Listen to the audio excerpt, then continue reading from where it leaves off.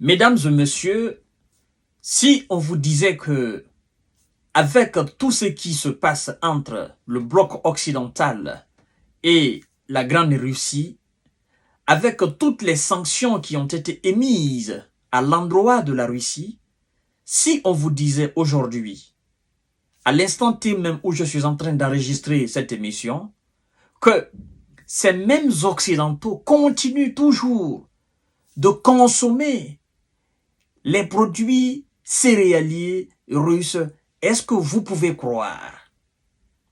Est-ce que si on vous disait que la demande des céréales russes a considérablement augmenté entre 2023 et 2024, est-ce que vous pouvez croire? Avec toutes les sanctions que eux-mêmes ont émises contre la Russie, est-ce que vous pouvez croire? Alors, nous pouvons aujourd'hui avouer sans équivoque, sans embâge et sans aucune chance de nous tromper que la Russie est indispensable, est incontournable, d'accord, dans la vie de chaque individu européen. Parce que, chères dames, chers messieurs, chères demoiselles, on ne peut pas imaginer toutes les sanctions contre un pays et puis on continue toujours d'importer les céréales de ce pays-là. On continue toujours d'importer les engrais de ce pays-là. Et on continue toujours de les consommer. Chères dames, chers messieurs, chères demoiselles, qu'est-ce que ces gens n'ont pas compris? C'est-à-dire, la subsistance de, disons, la quasi-totalité des Européens dans ce domaine dépend exclusivement, en réalité, de la Russie, alors. Bien sûr, puissance dans le domaine de production de céréales, puissance mondiale. Et eux, ils n'en produisent pas. Et qu'est-ce qu'ils veulent faire dorénavant? Parce que je crois que ça clignote dans leur tête. Et du coup, ils ne savent plus où mettre réellement la tête. Ils ne savent plus à quel sens se vouer. Ils veulent adopter une politique qui sera aussi contre eux. Une politique pour eux, dans les conditions normales, qui est censée faire du mal à la Russie. Mais, en réalité, cette politique vise c'est-à-dire à appauvrir, vise, n'est-ce pas, à faire du mal à la population européenne elle-même. Vise à affamer. Voilà le terme que je cherchais. Cette politique vise à affamer leur propre population. Qu'est-ce qu'ils veulent dire? Qu'est-ce qu'ils veulent adopter vis-à-vis de la Russie? Sincèrement, ce pays-là, il faut qu'on le respecte. Écoutez bien, mesdames et messieurs, partagez cette émission dans tous les groupes possibles. Assurez-vous de partager la vidéo, abonnez-vous sur cette page, likez la vidéo, mettez des cœurs, mais aussi abonnez-vous sur ma chaîne YouTube. Juste le lien est là et aussi dans le commentaire. C'est très important. Mesdames et messieurs, c'est incroyable. Écoutez, l'Union européenne veut taxer les céréales russes pour assécher les revenus de Moscou. L'on se pose la question. Ah, donc, l'Union européenne achète toujours les céréales russes. Et ça passe par où? N'est-ce pas, vous avez fermé les frontières? N'est-ce pas, vous ne faites plus rien avec la Russie? Donc, vous consommez toujours les céréales russes. Incroyable. Bruxelles a proposé d'imposer des droits de douane prohibitifs sur les produits agricoles russes importés dans l'Union européenne, qui en sont actuellement exemptés aux grandes dames des agriculteurs européens, en vue d'assécher des revenus permettant à Moscou de financer sa guerre en Ukraine. Écoutez bien.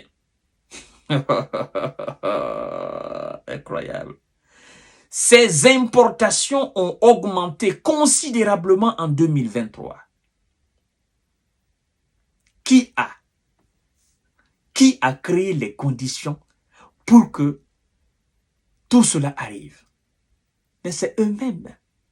Et pendant qu'on y est, eux, la demande, elle est trop. La demande, la demande a explosé, au fait. Ils ne peuvent pas se passer du céréal russe.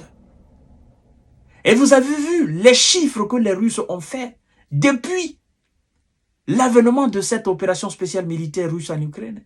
Les chiffres qu'ils ont fait. Mais c'est des chiffres qui donnent des maux de tête. Ça va chercher dans les 43, et quelques milliards de dollars. Mesdames et messieurs. Alors, ces droits de douane prohibitifs les rendront non viables sur le plan commercial, les empêchant de déstabiliser le marché européen, a précisé le commissaire chargé du commerce Valdis Dombrovskis.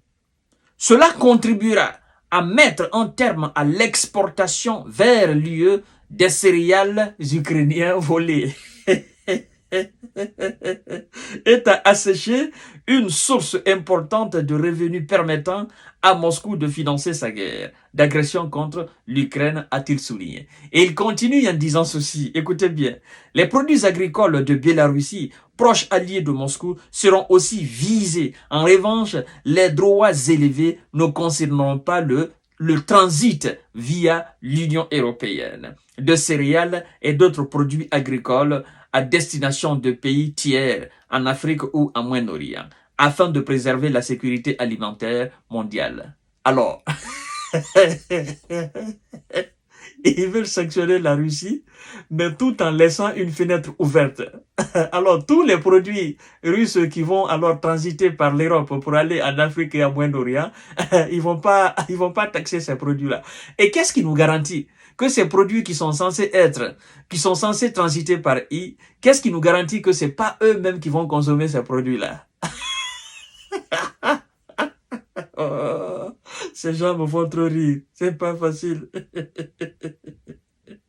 Alors, mesdames et messieurs, partagez la vidéo dans tous les groupes aussi. Alors, qu'est-ce qui se passe?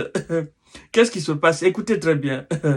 En Afrique et en Moyen-Orient, afin de préserver la sécurité alimentaire mondiale. Et les engrais ne sont pas ciblés. Les engrais russes ne sont pas ciblés parce qu'ils ne peuvent pas cibler cela aussi. Ils ont besoin de ça. C'est-à-dire, ce pays, on ne peut pas le museler, au fait. On ne peut pas emprisonner la Russie. Elle a trop de bras. Et les Européens, les Américains ont besoin de tous les bras de la Russie.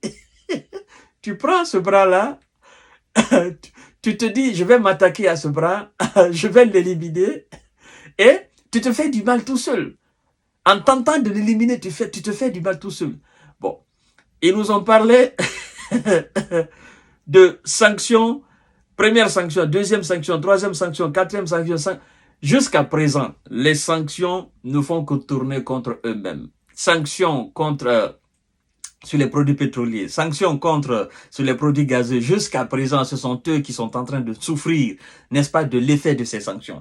Et alors, on nous dit, et les engrais ne sont pas ciblés. Ils ne peuvent pas cibler cela, parce que cibler cela, les agriculteurs européens vont souffrir énormément. Alors, le Kremlin a agi. Le Kremlin a agi par rapport à ces propos de Bruxelles. Écoutez bien, le Kremlin a aussitôt critiqué la proposition, estimant que les consommateurs européens souffriront si elle s'applique. C'est ça. C'est pas la Russie qui va souffrir, ce sont les consommateurs européens. Eux, ce sont des producteurs. Et vous, vous êtes des consommateurs. Donc, eux, ils consomment ce qu'ils produisent. Ils produisent ce qu'ils consomment. Or, vous ne produisez pas assez ce que vous consommez. Et vous consommez plus que vous ne produisez. Donc, vous avez besoin de la production d'ailleurs. Et si vous voulez taxer cette production d'ailleurs, naturellement que la consommation, la très grande consommation européenne va souffrir. La Russie s'est limitée là. Mesdames et messieurs, à tout à l'heure pour notre série d'informations. Vouloir faire du mal à son prochain et vous ramassez les pots cassés. C'est ce qu'on est en train d'assister aujourd'hui là. On ne peut pas sanctionner ce pays-là. La Russie est dans chaque maison européenne. La Russie vit dans chaque maison européenne. La présence russe dans chaque bâtiment européen, elle est prouvée aujourd'hui. Vous savez, avant la situation russo-ukrainienne, en réalité, les gens ne considéraient pas tellement la Russie, la puissance russe. Mais en réalité, la véritable puissance mondiale, c'est la Russie, dans tous les domaines. C'est ça la vérité. À tout à l'heure, partagez la vidéo dans tous les groupes possibles. Abonnez-vous sur cette page, activez la cloche de notification pour ne plus rater mes vidéos. Vous avez vu,